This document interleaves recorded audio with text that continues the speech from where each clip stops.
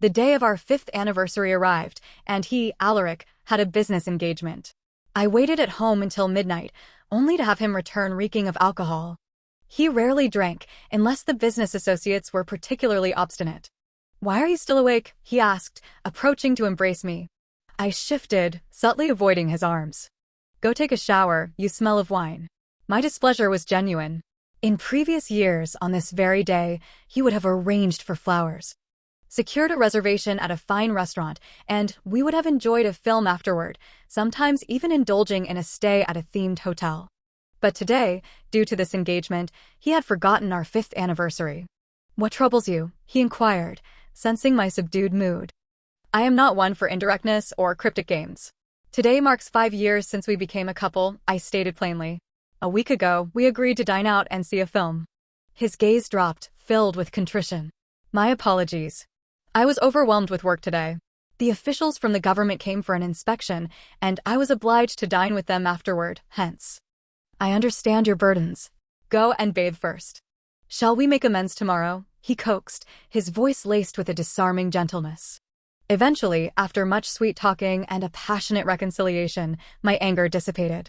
He went to shower, and I lay in bed, contemplating how I would playfully punish him the next day, perhaps by making him treat me to an extravagant meal. It was then that his mobile phone signaled an incoming message. Curiosity piqued, I reached for it. Upon reading the message, I felt as though struck by lightning, my body instantly rigid. "Alaric, I left my lipstick in your car, burgundy red. Remember to put it away so she doesn't see it." It was a text message, the number unsaved. But the last 4 digits of the number, 3 of them identical to his own, caused my heart to tremor. I opened his call log. There were numerous recent calls between him and this number, almost daily, in fact. Either during his lunch break or in the afternoon, times when he was away from me. Clutching the phone, my heart pounded. WeChat, QQ, text messages, call logs. I scoured his phone, even checking his music apps and browser history. Apart from the unfamiliar number in the call log, there was nothing out of the ordinary.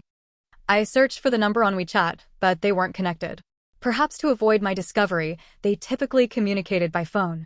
Just as I was about to put the phone down, my finger accidentally swiped to the second page of the home screen. There, I noticed an inconspicuous blue icon, a forum map, similar to Jihu. After knowing him for so many years, I had no idea he frequented online forums. Instinct told me that I might find the answers I sought within. As if guided by an unseen force, I tapped the icon. I discovered that he had anonymously answered a very popular question about ex-lovers. His response was brief, yet it had garnered thousands of likes and hundreds of comments. The gist of his answer was this. He thought I was wonderful, and they were on the verge of marriage. However, 3 months prior, while dining and drinking with government officials, he had encountered his first love. Due to work-related matters, they had been in contact more frequently, and his first love had re-entered his life. She had invited him to dinner alone, and he had not refused. They had nearly engaged in an intimate act. They had booked a room, but stopped at the final moment. Even so, the thought disgusted me, a churning sickness rising in my stomach. He also wrote that he had always believed he loved me, but that night had made him realize something. He had merely transferred his feelings for his ex-girlfriend onto me. He described in the post that his ex and I bore a resemblance, both with doll-like faces, large eyes, and short, playful haircuts. Our personalities were also similar, both gentle and understanding, with occasional minor tempers, but never overly dramatic. He found our relationship comfortable. His ex-girlfriend, now divorced due to an unhappy marriage, had left him torn between following through with our planned wedding or returning to her. Reading his answer, I felt as though my heart was being squeezed, making it difficult to breathe. 99% of the comments urged him to break up and condemned his actions, some with extreme vitriol. Given my temperament, I likely couldn't have voiced such harsh words, yet I felt no relief. 5 years. We had been together for 5 years. I had firmly believed we would grow old together, that we were the perfect couple. We had been together for 5 years, met each other's families, become engaged, and were preparing to marry after this busy period. We had crafted meticulous plans for our future. Last year, we had purchased a house together, planning to buy an SUV next year and take 2 long road trips annually. Our dream was to explore all the beautiful landscapes of our country before we reached 50. My health was not the best, and he, fearing I wouldn't adapt well to places like Xinjiang and Tibet, insisted on nightly runs with me. He also taught me to swim, claiming it was the best form of exercise, ensuring we would be healthy enough to grow old together and traverse mountains and seas. We even planned to start vlogging next year, filming our sweet life together, editing it, and posting it on various video platforms.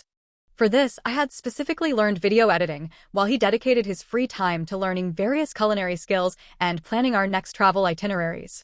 We agreed to film him cooking delicious meals and document our travels, blending poetry and distant lands with the everyday realities of life. I never imagined it would all turn out to be just a dream. Before me, he had only had one girlfriend. They had gotten together after graduating high school and broken up just before graduating from university. I knew something of their story, as he had told me himself. He said they were deskmates in high school and got along well. The teachers, suspecting something more, had even called their parents. Unexpectedly, both sets of parents were remarkably understanding. After being lectured by the teacher, they hadn't gotten angry, but instead patiently explained that it was normal to have a crush at that age, as long as it didn't affect their studies. His parents hadn't scolded him, but had spent the entire evening explaining the dire consequences of a girl becoming pregnant, sternly warning him against engaging in premarital sex. They also emphasized that if they were to be together in the future, he should treat the girl well and be responsible. He had taken his parents' words to heart, and until their breakup, they had only held hands. I had once jokingly asked him if he felt any regret about not having gone further, and if he still thought about her. He had said, "What can be spoken of has already become the past. If I still thought about her, how could I tell you the story?" I thought that made sense and hadn't pursued the matter further. My friends all congratulated me, saying I had found the perfect boyfriend.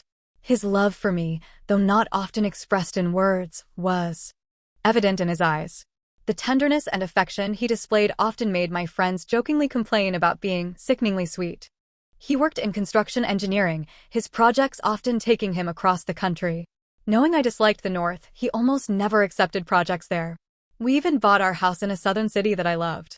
He said he had an older brother and a younger brother, so he wasn't worried about his parents lacking care in their old age. He didn't want me to move to the North, which I disliked, because of him. In our 5 years together, we had traveled together more than 10 times, going on at least 2 trips each year. Every time we went out, he would firmly hold my hand. Knowing I was afraid of dogs, he would always shield me in his arms when we encountered one.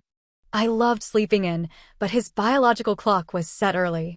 The first thing he did every morning was to make porridge, because I had a sensitive stomach and enjoyed millet porridge. After making the porridge, he would study for an hour before waking me for breakfast. He had a good temper. In our 5 years together, we had seemingly never argued. I had gotten unilaterally angry with him on occasion, and he would always patiently coax me. Knowing I loved flowers, he would buy them almost every week, and the vases in our home were never empty. He would always choose the cuisines I preferred and remembered that I didn't eat scallions or cilantro. From the smallest details of our lives, I could see his love for me. And I loved him deeply, of course. His personality, upbringing, and sense of responsibility had captivated me. I once believed that if we were to ever separate, my life would lose all meaning. I remember we once discussed infidelity. He had said, "I really don't understand why men cheat. If it's for novelty, why not try new things with their girlfriends? Why do something that violates morals?" At that moment, I felt he was radiating brilliance. Thinking of this, my grip on the phone tightened, and the pain in my heart intensified. After reading his anonymous post, I suddenly understood. The boyfriend everyone considered perfect had never actually loved me. I recalled how he had pursued me. He had seen a photo of me with a mutual friend on that friend's social media and subtly asked his friend to introduce us. He had once said he liked girls with short hair, girls who were lively and cute, but not too boisterous. I happened to be his preferred type. And he happened to be my preferred type, tall and slim, over 6 feet tall, with a great physique from regular exercise. He didn't smoke, rarely drank, had a good temper, and worked for a state-owned enterprise. His position and salary were not high, but his income was stable and had room for growth. Most importantly, he was ambitious. While others were busy having fun, he was always studying, taking various certification exams. After being with him, I felt even more like I had won the lottery. Because after meeting him, I became confident, less sensitive, and began to trust and rely on others. I once thought he was my salvation, the cure for my ailments. But now I knew that he had been attracted to me at first sight simply because I resembled his ex-girlfriend, and nothing more. I thought I would cry, but not a single tear fell. I put his phone down, took a deep breath, and quickly calmed myself. I methodically got out of bed, walked to the closet, and pondered how to pack my belongings most efficiently. The apartment was rented by him, so I would be the one to move out after the breakup. I brought my suitcase to the closet and opened it, tossing clothes inside. Just then, he opened the bathroom door and emerged. "Why are you packing so late at night?" He approached, his hair still wet, and knelt before me, his face etched with confusion. I looked up, meeting his gaze. In his brown eyes, I saw my reflection. It was the gaze I had always loved, because he always looked at me with such tenderness and a unique sense of focus. But he had never truly been looking at me. Now, his gaze felt like a sharp knife, piercing my heart. Grief and anger surged within me. My eyes reddened, and I asked, all these years, what have you considered me to be? I clearly saw the change in his expression. His usually composed face became flustered, and his eyes filled with panic. "You looked through my phone?" It was a statement, not a question. I ignored him, turning back to continue packing, not wanting him to see my tear-filled eyes. As I tried to zip up the suitcase, he grasped my hand. I thought he was going to try to stop me, but instead, I heard him say hoarsely, "You sleep here tonight. I'll go stay with a colleague for the night." At that moment, tears streamed down my face like a breached dam, unstoppable. I don't want to stay in this place for another minute. I felt disgusted. I wiped away my tears, zipped up the suitcase, and lifted it upright. "It's late. There's a hotel across the street." I interrupted him, my voice firm. I picked up my suitcase and headed for the door. "Clara, wait for me, I'll take you there." He quickly grabbed some clothes from the closet and put them on. I had already entered the elevator when he rushed in, breathless, clutching his keys. Watching the red numbers on the display panel descend, my rationality and composure gradually returned. "Clara." He called out, but the name itself caused a pang in my heart. His ex-girlfriend's name was Alara, also containing the syllable, Clara. The elevator dinged, signaling the first floor. "You explain to your parents, I'll explain to mine. You can choose the house or the car, or we can sell both, I don't care," I said calmly as I stepped out of the elevator. We were already engaged, the wedding set for the latter half of the year. I was grateful that I had listened to him and chosen a destination wedding instead of a traditional ceremony. Otherwise, there would have been even more complications. "Lysander, I don't want to break up," he said, grasping my hand again, his voice strained. "Lysander is the name I have chosen for the brother." Looking at Alaric's expression, which showed neither contrition nor regret, I smiled. "If I hadn't found that post on your phone, were you planning to hide it from me forever?" He lowered his gaze, his eyes slightly red. "I'm sorry. Give me some time, okay? I'll break it off with her completely," he pleaded. Nothing happened between us. My heart, at that moment, turned completely cold. If he had openly admitted that he had used me as a substitute, that he had never loved me, I might not have been so hurt. Or if he had wanted to salvage our relationship, he could have fabricated a slightly better lie. I wouldn't have felt so wretched. Now I realized that I had seemingly never known this man. "Alaric, do you take me for a fool?" I walked briskly, dragging my suitcase. Seeing him follow, I turned and shouted, "Go away, don't follow me." I knew he followed me all the way to the hotel. I pretended not to see him, checked in at the front desk, and went to my room. I couldn't sleep, my mind flooded with memories of our 5 years together. We had so many beautiful memories. Before this, I had always considered him my son. But now, it felt like my world had collapsed. I couldn't even cry. After lying in bed for about an hour, I got up and ordered myself some barbecue and beer. I sat on the windowsill, sipping the beer and eating, gazing at the sky stained red by the city lights. I suddenly remembered the first time I went camping with him. It was 2 summers ago, with his colleagues, in the mountains for a barbecue and camping trip. That night, I had also held a beer, eaten barbecue, and looked at the sky. I remembered leaning on his shoulder that night, falling asleep while looking at the stars. He hadn't woken me, allowing me to lean on his shoulder for 2 hours. He had fanned me and shooed away mosquitoes for 2 hours until I woke up feeling uncomfortable. Only then did he carry me into the tent to sleep. I could clearly feel his love for me, so how could it have been just as a substitute? As the sky began to lighten, drowsiness finally overtook me. I climbed down from the windowsill, went to bed, and drifted into a fitful sleep. I slept until the afternoon. When I woke up, I found more than a dozen missed calls on my phone. Apart from one call from him, the rest were from my younger brother, Lysander, and his wife. A sense of foreboding washed over me. I hesitated for a half-minute, then returned Lysander's call. "Lysander, what happened?" "Mom suddenly fainted." Lysander and his wife worked in the city, and my mother had come from our hometown to help them look after their child. 2 years ago, Alaric's previous project had ended, and his new project happened to be in the city. Because of him, my strained relationship with my family had eased somewhat. But this also had its drawbacks. For instance, whenever something happened to my mother, Lysander always called me. After all, I was her only daughter. I packed my things, preparing to check out of the hotel. Just as I reached the lobby, I saw Alaric, who had clearly rushed over. "Lysander couldn't reach you, so he called me," he said, reaching for my suitcase. "I'll take you to the hospital." He handed me a bag after we got into the car. I picked up some things on the way.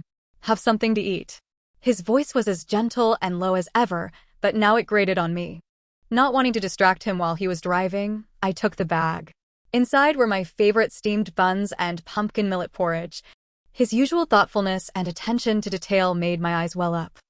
I used to think he was this gentle and meticulous only with me, but now it seemed that everything he did was simply because I resembled her. "I'm not hungry," I said, placing the bag aside and turning my head away. I couldn't eat anything at this moment. "Your aunt will be fine, don't worry," he said, placing one hand on the steering wheel and the other reaching out to hold mine. I gently pulled away, avoiding his touch. We both loved to travel. He worked on construction projects, mostly related to urban development, and typically moved to a new city every 2 or 3 years. Whenever we arrived in a new place, he would take time off to explore all the interesting sights nearby. On weekends, when we had nothing planned, we would drive out to explore. When he drove, he liked to reach out at red lights, either to hold my hand or to playfully nudge me. I used to call him childish, and he would say that he only showed his childish side to the person he loved. I neither agreed nor disagreed. Because to everyone else, he was always serious and composed. I used to think I was the only one who saw this childish side of him. He would flirt with me while driving, mimic me jumping to touch the willow leaves hanging overhead while we walked, and tease me by kissing my neck or tickling me when we were in bed, preventing me from sleeping. So many details flooded my mind. But when my gaze fell on his large, well-defined hands, only one thought surfaced. Did he and she often do this as well? When he displayed such a lively and childish side in front of me, was he treating me as her? My stomach churned. I rolled down the window, letting the cold air rush in, hoping it would clear my head. His project was in a remote suburb, some distance from the city center. It took us an hour and a half to reach the hospital. Lysander and his wife had already taken my mother for a checkup. They said she had fainted due to a stomach bleed. It wasn't life-threatening, but she needed to be hospitalized for a week. Lysander's wife needed to care for their almost 1-year-old son, and Lysander had to work. Naturally, I became the one to stay at the hospital and care for her. It wasn't the first time, so I stayed without objection. That week, Alaric came almost every day, either bringing me breakfast in the morning, buying lunch, and eating with me at noon, or staying at the hospital in the afternoon to chat with my mother. I repeatedly told him he didn't need to do this, but he didn't listen, so I let him be. A week later, my mother had recovered sufficiently and was finally able to go home and rest. "What's going on between you and Alaric? Did you have a fight? You should act like a proper young lady. Men work hard to earn money, you need to be more understanding and not always lose your temper with him. Alaric is such a good man. If you don't know how to cherish him, see who else will want you." This was my mother. Even though I had been the one caring for her all week, she only spoke highly of Alaric, who had occasionally visited to chat and bring a few meals. Was I, in her eyes, forever meant to be humble and subservient, unworthy of love and affection? It was like when I was a child. Whenever I brought home an award, she wouldn't even glance at it. She would only say, "What's the use of studying well?" You'll just get married and serve your in-laws anyway. Look at other people's children. They're so considerate of their families at a young age, leaving school after junior high to work and send money home every month, unlike you. I didn't give birth to you to worship you like a Buddha. I don't have the money to send you to university. Instead of wasting time studying, you should help me with more chores. My mother, like my grandparents, held deeply ingrained, outdated beliefs about gender roles, believing that a girl's greatest purpose was to marry well, bring home a substantial bride price, and then diligently serve her in-laws. Mom. My eyes reddened, and I couldn't help but say, I earn just as much as Alaric, even several times more. And for the past week, I've been the one here taking care of you. I refrained from saying anything too harsh, considering her recent recovery. I know I'm old and a burden to you all. Sigh, if anything happens in the future, don't bother with me. Just let me drink pesticide and die. I don't want to trouble you. Here we go again. Every time she had a minor ailment, she would do this, refusing to go to the hospital and always saying we shouldn't bother with her, that she should just drink pesticide and die. I had heard this too many times in the past week and was tired of responding. Her health hadn't fully recovered, and I didn't want to argue with her and upset her. As for Alaric, I had no desire to discuss him with her. I didn't respond, methodically packing my belongings. By the time I finished packing, Lysander had also returned, having completed the discharge procedures. As I carried my things out of the ward, I noticed Alaric standing by the door. Clara, I'm here to take you home, he said, greeting my mother and then turning to me. Yes, Clara, you go with Alaric. I'm discharged and fine now. I'll go to Lysander's place, my mother said, pushing me towards Alaric, desperately signaling me not to continue being upset with him. She feared losing such a good son-in-law and having to return the 100,000 yuan bride price, of which 50,000 was from him. All right, then you take good care of Mom, I said. Lysander's rented apartment was a 2-bedroom, and their new house wasn't renovated yet, so I hadn't planned to go with them. After I said this, I saw Alaric's slightly tense expression relax. He probably thought that after a week of his softening and showing kindness, I would forgive him. He really didn't know me at all. After getting into the car, I said directly, the house in my hometown, you gave me 100,000 yuan for it. The 100,000 yuan bride price for my mother, 50,000 yuan was from you. I contributed 150,000 yuan to this car, which cancels it out. I'll go back and pack my things and move out. Screech. Alaric, who usually drove very steadily, nearly rear-ended the car in front of him because of my words. Clara, he said hoarsely.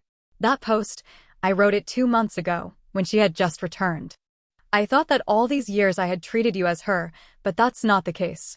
Did you and she truly have nothing happen between you? I turned to him, staring intently at his face.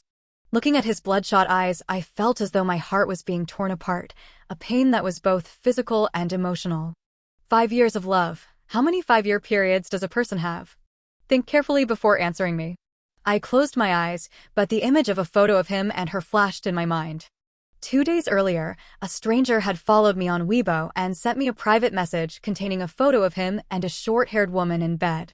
It was a candid photo, Alaric sleeping soundly, the woman leaning in to kiss his cheek.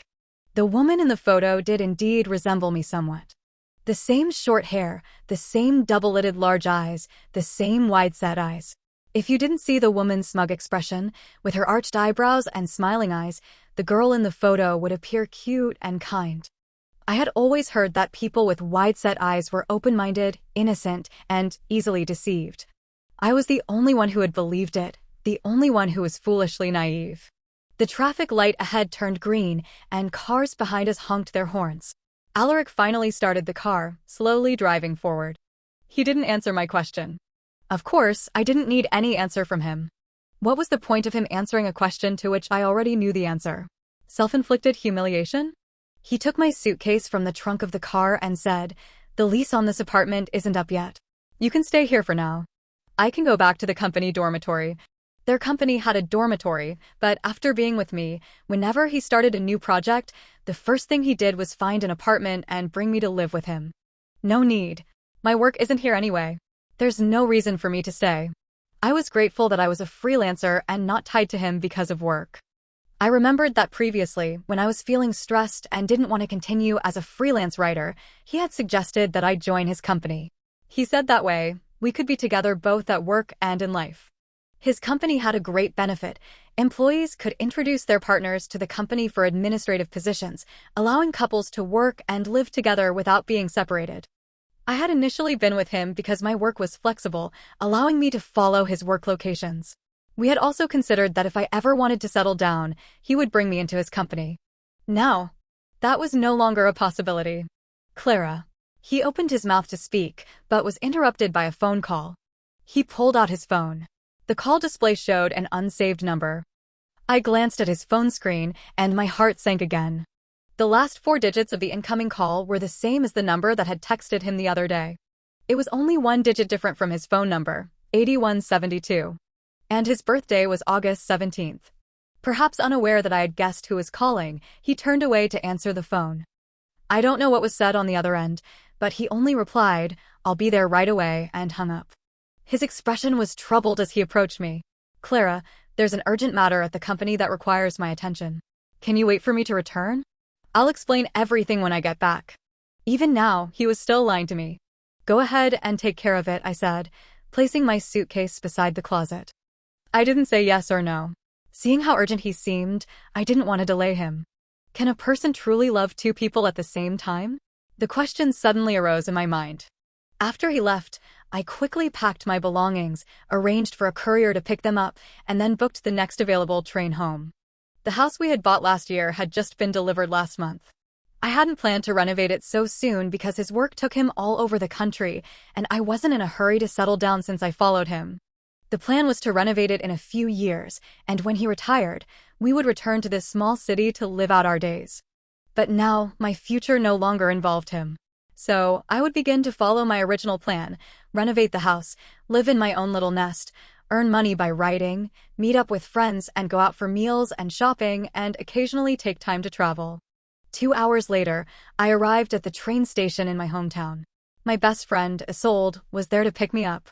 "What happened between you and Alaric? Why is it so serious?" I had used Isolde's address for the package delivery, and I had also told her about the breakup. "A fight?" "No fight. We genuinely broke up." Thinking back, Alaric and I had hardly ever argued, and we had never broken up before. When we first got together, we had agreed, no matter what happened, we wouldn't casually say the word breakup. Thinking about it, we hadn't even had minor squabbles. That's why our friends had always envied our relationship, constantly praising me for finding such a good partner, saying that Alaric was a rare, exceptional man. He was indeed a devoted man, loving someone for so many years, but unfortunately, that someone wasn't me. Isolde, seeing my gloomy mood, didn't ask any further questions, and I remained silent. I turned my head towards the window, gazing at the flickering lights of this small city. The thought of no longer having to drift, of being able to settle down peacefully at home, suddenly made me feel less miserable. "So, what are your plans now that you're back?" Isolde's voice drifted over. "Find a place to stay for now, and then renovate my house," I replied. "That's good. We've finally got you back." The Song City Sisters are complete again. The Song City Sisters were a group of 4 who had been friends since junior high and high school and had been exceptionally close. Except for me, who had been drifting around, the other 3 were all settled at home. All 3 were married, and 2 had children. "I'll call them later," Isolde said excitedly. "Today's too late, let's do it tomorrow. Those 2 with children certainly couldn't come out this late at night." "Okay then. Since you'll be staying home for good now, we can meet up anytime," Isolde said with a carefree laugh, which touched me. "Oh, by the way, Oberon is back from overseas. I heard he bought a house in the same neighborhood as yours." "Oberon." I looked at her in confusion. "Your childhood friend, don't you remember?" Of course, I remembered. Oberon and I were from neighboring villages. Before 4th grade, we went to school and played together. Then his family moved to the town. However, we still attended the same junior high school and even ended up in the same class. We were deskmates for 2 years in junior high and 1 year in high school. He was an excellent student and was recommended to a very good university during high school, but he didn't go to that university. Instead, he went abroad. Later, I vaguely heard that he had brought his parents overseas and the whole family had emigrated. I remember, but didn't he settle down abroad? I asked. "I don't know. He just came back last week." My husband had dinner with him once, and we invited him over for dinner this weekend. You'll see him then. My husband said he's become even taller and more handsome, and he's still single, I think. Oberon. That was a name from a distant past. However, I encountered Oberon before the weekend arrived.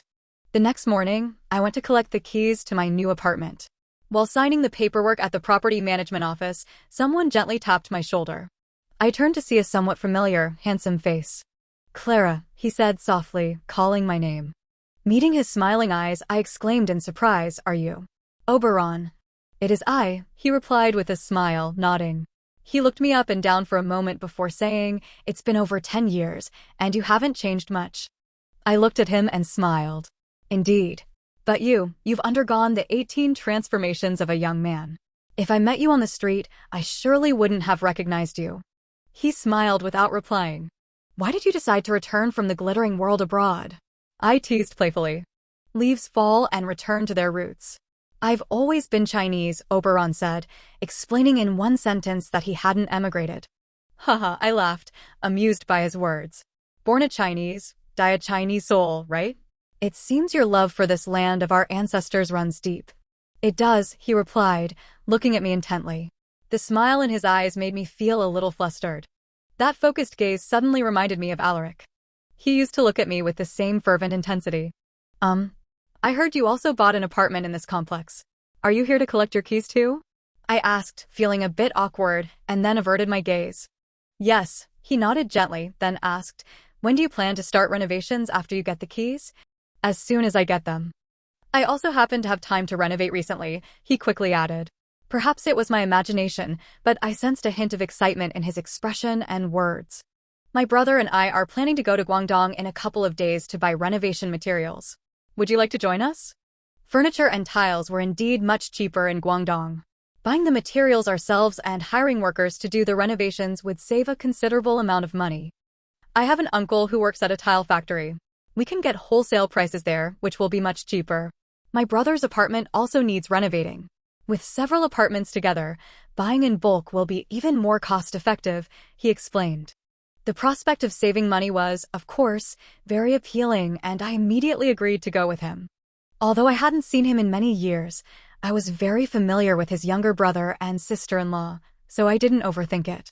Let's add each other on WeChat for easier communication, he said, taking out his phone and opening WeChat. I then realized that I hadn't turned on my phone since returning home yesterday. I took out my phone and turned it on.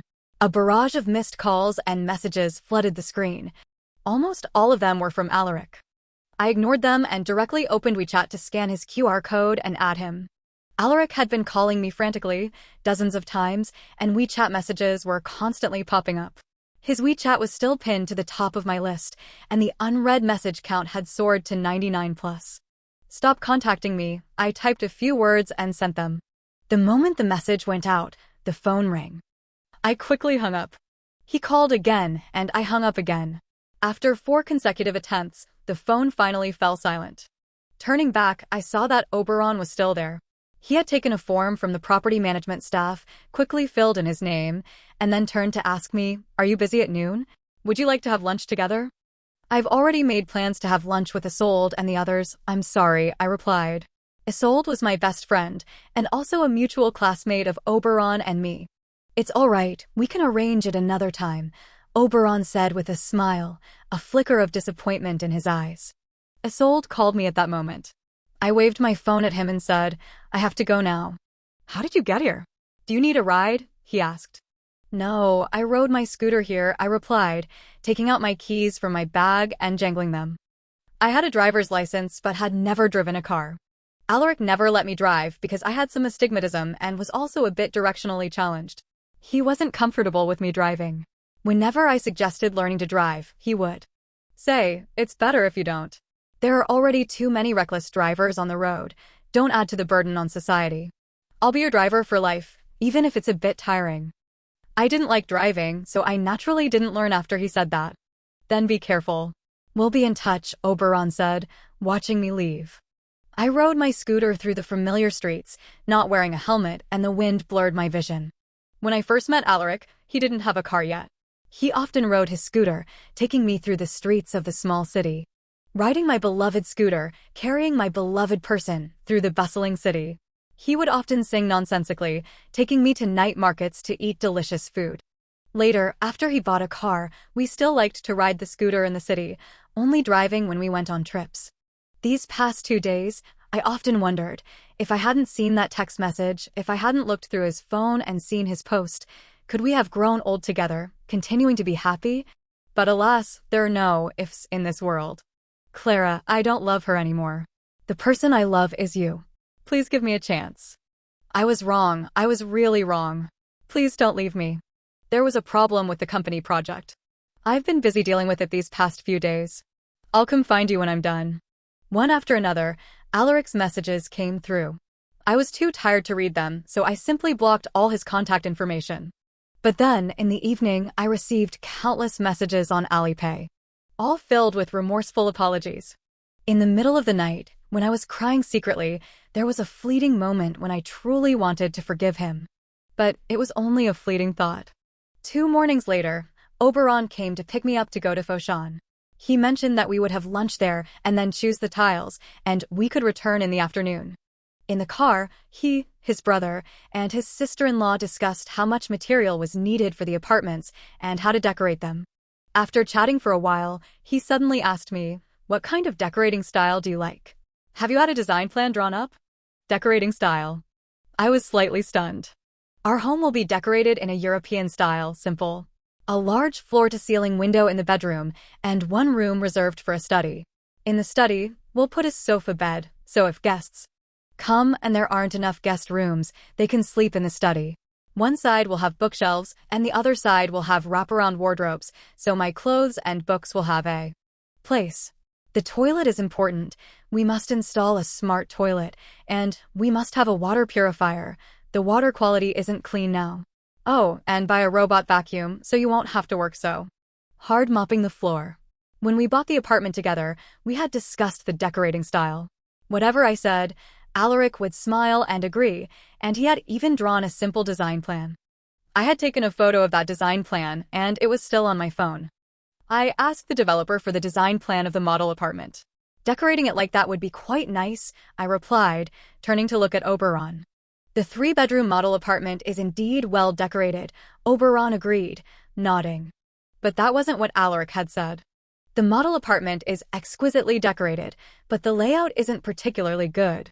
Actually, the kitchen shouldn't be open plan like that, and the bedroom hallway. Although Alaric wasn't involved in building construction, he had studied engineering and architecture and had some understanding of these aspects. When I heard him point out the shortcomings of the model apartment, I was filled with admiration. I thought we should definitely follow his ideas. That would be a perfect home. Yes, I don't know what style I want, so let's just go with that, I repeated. Oberon handed me a bottle of mineral water. It will take more than 2 hours to get there. You should rest for a while. Thank you, I said, taking the water and taking a sip. After thanking him, I closed my eyes. I drifted into a fitful sleep and had a dream. I dreamed that my apartment was renovated, in a European style, and Alaric was standing in front of the floor-to-ceiling window, proposing to me. But just as I reached out to take the ring, there was a sudden bang, the window shattered, and Alaric fell from my sight. Alaric! I cried out, waking up from the dream in shock. Did you have a nightmare? Oberon asked softly. Are we there yet?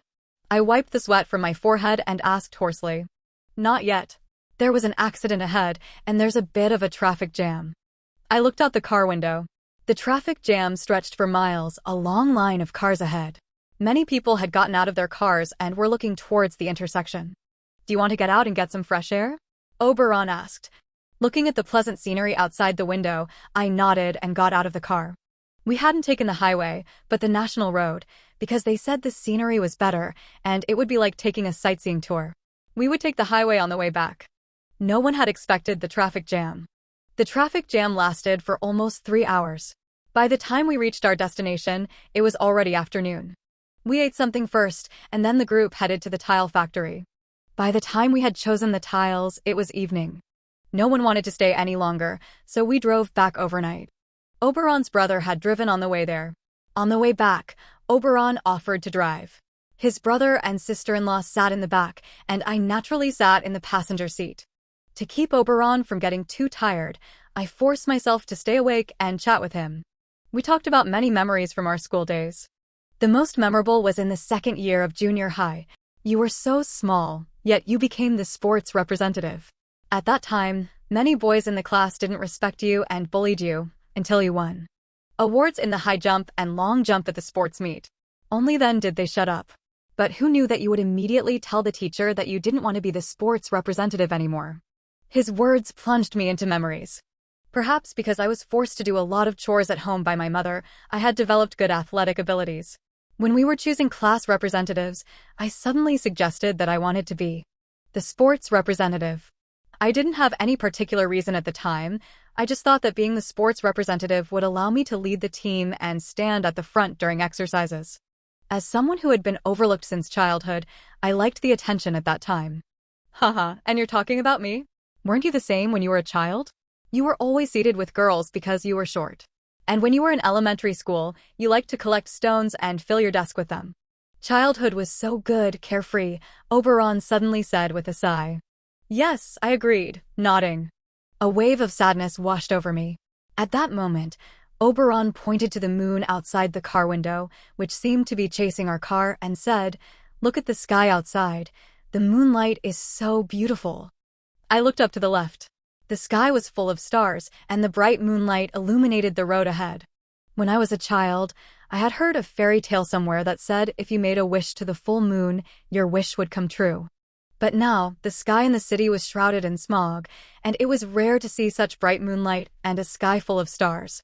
If you're tired, sleep for a while. We'll be there in about an hour, Oberon said in his magnetic, pleasant voice. I slept all the way here, I'm not tired now. We continued to chat casually.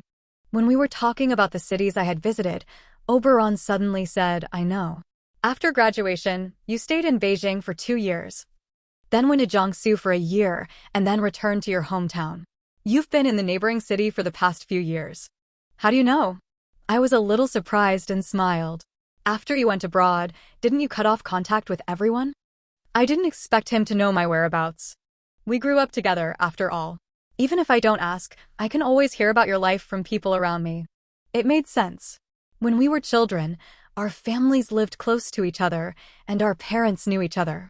Plus, I was very close to his brother and sister-in-law, and I saw them regularly when I came back. It was normal for him to know. I didn't think much of it and didn't ask any further questions. So, I had no idea that he hadn't learned these things unintentionally, but had deliberately inquired and found out. The journey of over an hour passed quickly as we chatted. He dropped off his brother and sister-in-law at their home first, and then took me back to Isolde's place. The tiles will be delivered in about a week. You can contact the workers to install the plumbing and electricity in the next couple of days. If you need any help, feel free to ask me. Okay, thank you. I understood everything he said and had already made the arrangements. Work would start tomorrow. No need to be so polite with me, he said, reaching out to pat my head. His movement was too quick, and I didn't have time to dodge. I suddenly remembered that when we were children, he used to like to ruffle my hair like this, and I would always complain that he messed up my hair. I had always had long hair as a child. The year I met Alaric, I was persuaded by my best friend to cut my hair short. After cutting my hair short, I took a photo with my best friend and posted it on social media.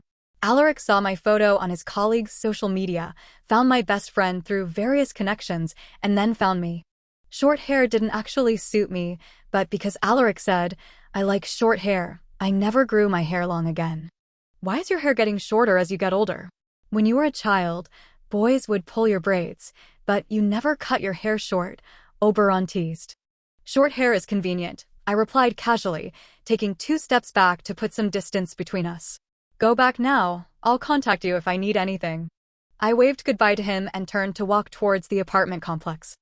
I didn't know that my instinctive 2 steps back had filled his deep eyes with disappointment and made him swallow the words, I'll walk you in. And at that moment, my gaze was fixed on the familiar figure standing at the entrance of the complex. What are you doing here? You haven't been answering my calls or replying to my messages, so I came here, he said, stepping forward to take my hand. I stepped back, avoiding his touch. The streetlights outside the complex weren't very bright, but I could still clearly see his haggard face. His beard hadn't been shaved for several days, making him look unkempt. His messy hair and bloodshot eyes clearly told me that he hadn't been doing well in the days without me. Alaric was a man who always washed his hair before going out, a man who loved cleanliness. The only time I had seen him look like this was 3 years ago, when his grandmother passed away. He had gone home for almost a week, and when he returned, he looked the same. He said he had been at the morning hall every day, and he hadn't even had time to change his clothes. My heart ached for him. I approached to hug him, but he gently stepped aside, saying he hadn't showered for days and was dirty and smelly and didn't want me to hug him. I said I didn't mind and threw myself at him. At that moment, he had held me tightly, as if he wanted to embed me in his body. Now he wanted to hug me, but I avoided him.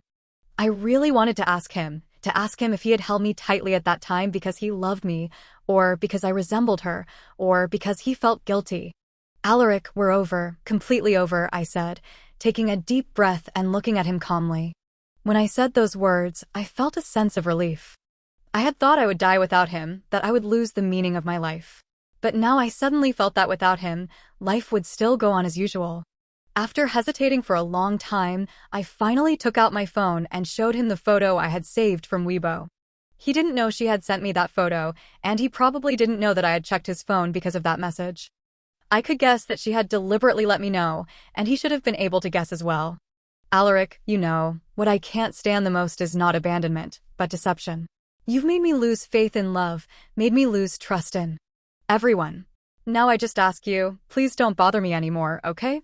I don't want your persistence to erase the last traces of our good memories. I didn't say anything too harsh, but these words should have been enough to make him give up. Since childhood, I had been overlooked and neglected by my parents, who favored my brother.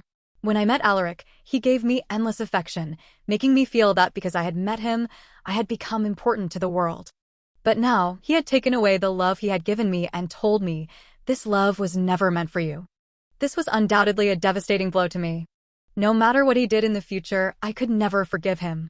After saying these words, I clearly felt Alaric's face gradually darken and his pupils slowly lose their luster.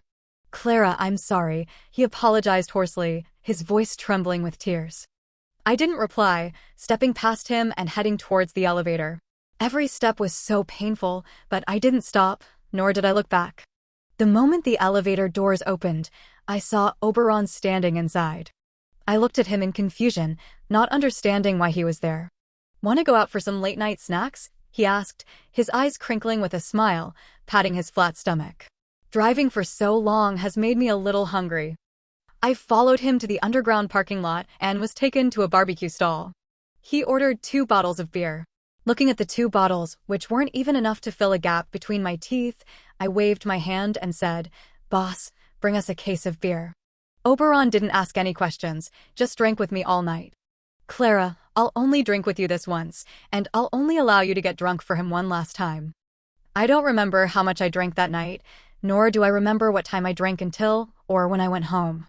All I know is that the next day, I woke up in Isolde's bed. She approached me mysteriously and said, "Are you and Oberon? Is there something going on? What nonsense are you talking about?" I threw back the covers and got out of bed, my head suddenly freezing. Yesterday, how did I get back? I turned to ask Isolde. Oberon carried you back, don't you remember?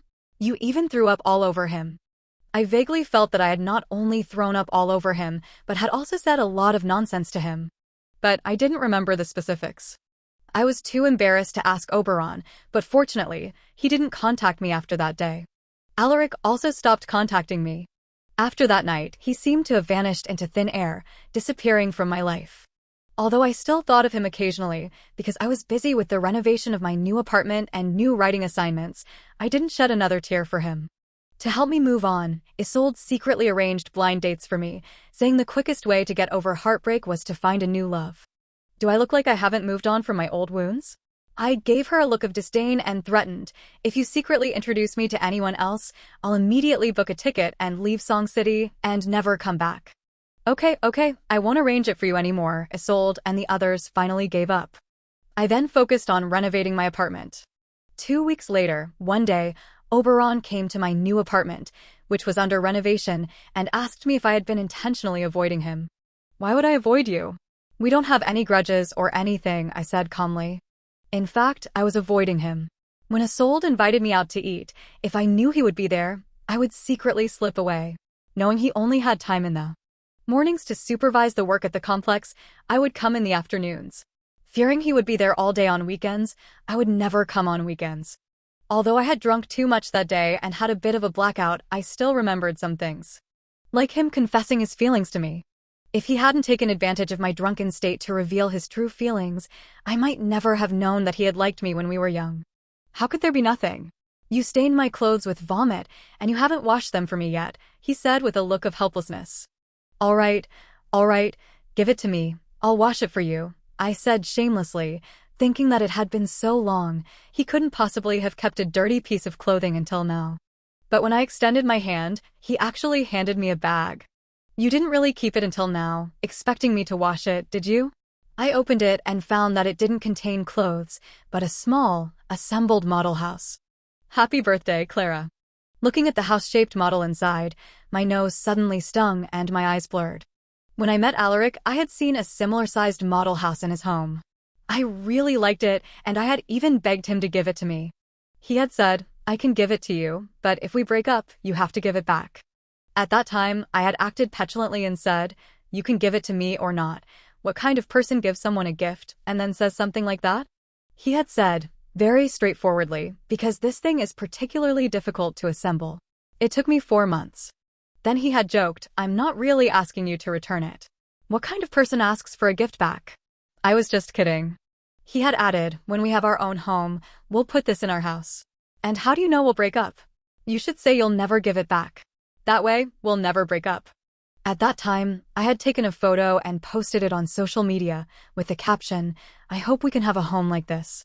When I moved, I didn't take the model house that he had assembled, because he had said that I had to return it if we broke up. This is very difficult to assemble. Such a precious gift. I'd better not, I said, returning it to Oberon. But he refused to take it. It's only worth 100 or so yuan. What's so precious about it? It's not about the money, I said.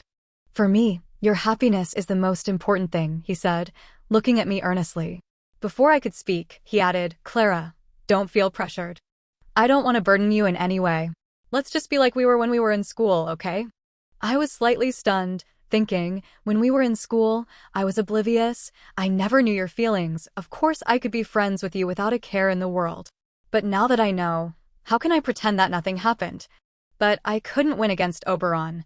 He said that if I didn't accept it, he would burn it. How could I bear that?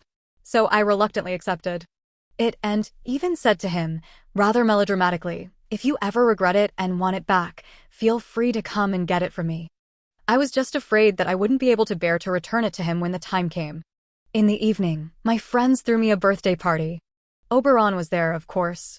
After blowing out the candles, I received a text message from an unknown number, Happy birthday. I knew it was him, but I didn't reply. After the birthday party ended, a familiar phone number called. Because the last digits of the number were so similar to his, I almost thought it was him calling. I was about to hang up when I noticed that the last digit wasn't 2, but 8. Hello, I answered calmly. I heard sobbing on the other end. Clara, can you give Alaric back to me? I'll give you anything, just let him come back to me. I can't live without him. I've already broken up with him, I replied coldly. You're lying, he clearly went to see you. I can't contact him. He moved out of his apartment, took a long leave of absence from the company, and handed over his project to a colleague. I heard from a colleague that he wants to resign. He must have gone to see you. You're just my substitute, he doesn't love you, he loves me. Yes, he loves you, I said, and then hung up. Looking out the window, I thought I saw a familiar figure. I didn't go out to confirm, nor did I want to. At that moment, I suddenly felt liberated. 5 years of love, it wasn't much after all. For months later, my new apartment was finally renovated. At the urging of my friends, I held a housewarming party. Clara, are you really doing this just to collect some red envelopes? Isolde's husband teased. I remembered telling them that if I wasn't married by 30, I would buy an apartment and throw a housewarming party, and they would have to return all the money they had given me as gifts. You have the nerve to say that? Don't let your son video call me at New Year's to ask for red envelopes. Ever since they had their child, they insisted on having their son call me godmother, saying that a godmother would definitely give bigger red envelopes than an aunt. Since the year he was born, every new year, no matter where I was, they would always video call me for New Year's greetings, just so their son could get a red envelope. That's not allowed. Who told you to be the child's godmother? You should have a child and let us be the godparents. It was well known that I was a dink, dual income, no kids. When I was with Alaric, we had agreed not to have children and to travel when we retired.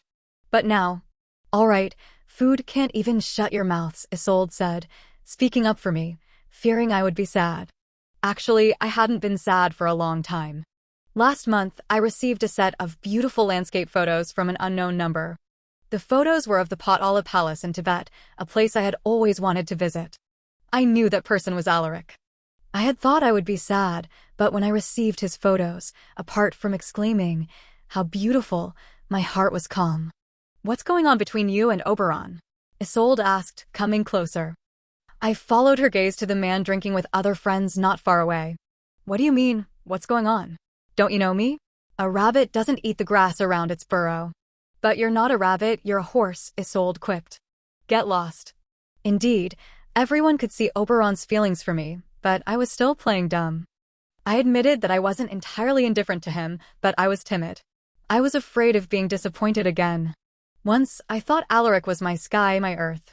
But what had happened? The sky had long since collapsed and the earth had shattered. I couldn't withstand a second blow like that. I was afraid I would break down. Isolde wanted to persuade me, but she seemed to understand my stubborn nature and didn't say anything further. Taking advantage of the few months I was at home renovating, I asked my friends to help me practice driving. After almost half a year of practice, I finally dared to drive on the road alone.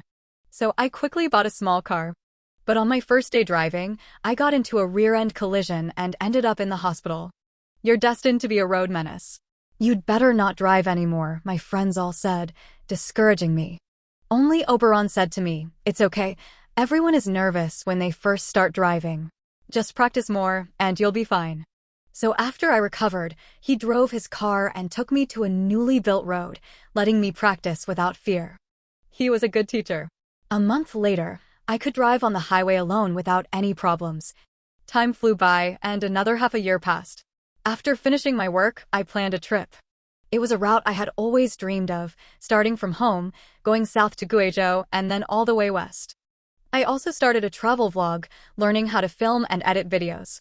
These were things I had originally thought I couldn't do alone, but I later discovered that I could do them very well on my own. In less than a month, I went from 0 followers to several thousand.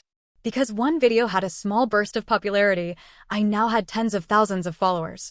When I was with Alaric, he always instilled in me that I should study these things thoroughly before starting and wait until the time was right.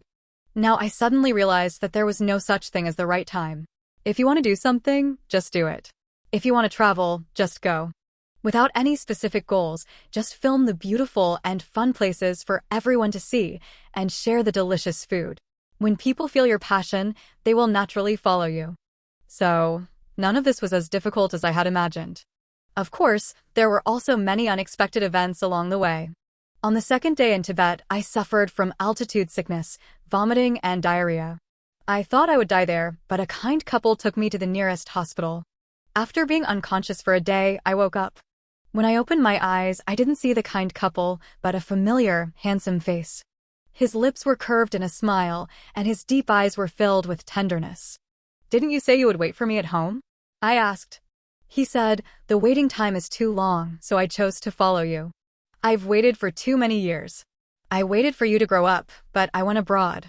When I decided to come back, I found that you already had a boyfriend. I was afraid I would miss out again by waiting. Clara, I'm already 30 years old. I don't want to wait any longer." Then, I looked at Oberon's earnest face, and my heart was moved. "You should recover first. If you continue to travel, then I'll accompany you." I thought for a moment and said, "I'm not going anymore. Let's go home." If there is a stable home, who would want to wander and drift outside? Looking at his sincere eyes, I suddenly felt a certainty. This time, I could peacefully spend the rest of my life with the person I loved. He held my hand and said, "Okay, I'll take you home."